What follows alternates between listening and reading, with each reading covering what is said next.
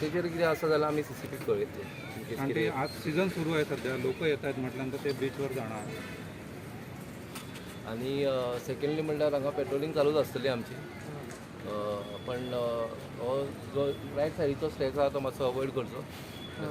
Operation आहे combing, it is combing operation, specially drive जो आमी करता ह्यान फुडें जातलो तो हांगासर मिरामार. Okay, thank you. खंय गेल्ले तुमी?